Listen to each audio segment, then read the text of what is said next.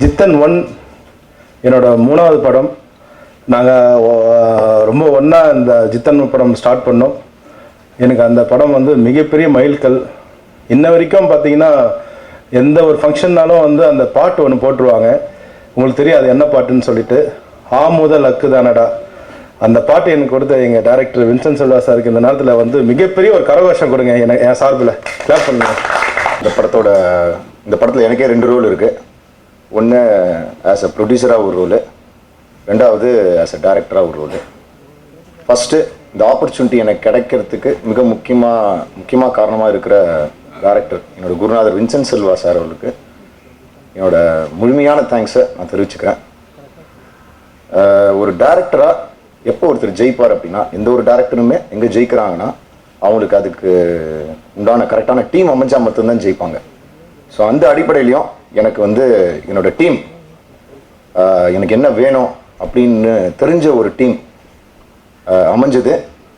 அந்த டீமையும் திருப்பி எனக்கு ஃபார்ம் பண்ணி கொடுத்தது வந்து director Vincent Selva sir, senior director. Music director Srikanth Deva, அவர் வந்து ரொம்ப எனக்கு ஒரு நல்ல ஃப்ரெண்டு. அவர் வந்து உண்மையிலேயே வந்து இந்த படத்தோட ரீரெக்கார்டிங் நீங்கள் பாருங்கள், அவ்வளோ ஒரு பியூட்டிஃபுல்லாக பிராண்டடாக பண்ணியிருக்காரு. சவுண்ட்ஸ்லாம் பார்த்தீங்கன்னா அவர் சொன்ன மாதிரி இன்டர்நேஷ்னல் சவுண்ட்ஸ் யூஸ் பண்ணியிருக்காரு. ஒரு ஒரு ஒரு ஒரு ஹாலிவுட் படம் டேஸ்ட் வந்து உங்களுக்கு கிடைக்கும் பார்க்க போகிறது. 3 வருஷம் கழிச்சு சந்திக்கிறோன்னு நினைக்கிறேன். ஸோ ரொம்ப சந்தோஷமாக இருக்குது. த்ரூ ஜித்தன் 2 10 வருஷம் கழிச்சு ஒரு சீக்வல் வருது ஜித்தன் 2ன்னு சொல்லி. 2 வருஷத்துக்கு முன்னாடி வின்சென்ட் சார் சொன்னார், ரமேஷ் நான் தான் சொன்னேன் சார் எனக்கு எப்படி இருந்தாலும் ஒரு மறுபடியும் ஒரு பிரேக் தேவைப்படுது, ஜித்தன் 2 மாதிரி ஏதாவது நல்லா ஒரு சீக்வல் வந்ததுன்னா சொல்லுங்கள் சார், கண்டிப்பாக பண்ணலான்னு சொன்னேன். ஸோ அன்றைக்கி சொன்னார் வின்சென்ட் சார். அண்டு அந்த கதை கேட்டோன்னே 1 லைன் கேட்டோன்னே எனக்கு ரொம்ப பிடிச்சிருந்தது. ஸோ கண்டிப்பாக சார் பண்ணலாம் சார்னு சொன்னேன். யார் டைரக்ட் பண்ண போகிறாங்கன்னு சொன்னாங்கன்னா ராகுல் என்னோட ஸ்டூடெண்ட் தான். சார் எப்படி சார் புது டைரக்டர் எப்படி சார் நம்ம ரிஸ்க் எடுக்கலான்னு அப்படின்னு நினச்சிருந்தேன். கண்டிப்பாக ராகுல் பண்ணுவார், நல்லா பண்ணுவார்னு சொன்னார். ஆனால் பட் நீங்களும் என் கூட ஃபுல் அண்ட் ஃபுல் ஷூட்டிங் முடிகிற வரைக்கும் நீங்களும் கூட இருக்கணும்னு சொன்னேன்.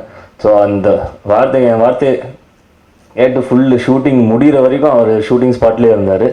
ஒன்லி ஸ்டோரி ஸ்க்ரீன் பிளேல எல்லாத்தையும் அவரும் பார்த்துருந்தார். ஸோ ரொம்ப thanks to Vincent Selva sir. And ராகுல் நினச்ச மாதிரி நல்லா பண்ணியிருக்கீங்க. So thanks a lot.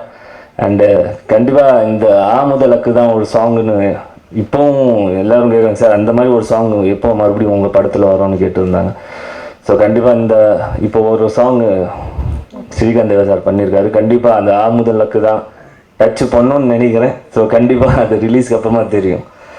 And கஷ்டப்பட்டு இந்த படத்தை முடிச்சிருக்கோம். நினச்சிருந்தானே ஈஸியாகவே முடிச்சிருக்கலாம். ஸோ எந்த சப்போர்ட்டும் இல்லாமல் கண்டிப்பாக நாமளே பண்ணோம்.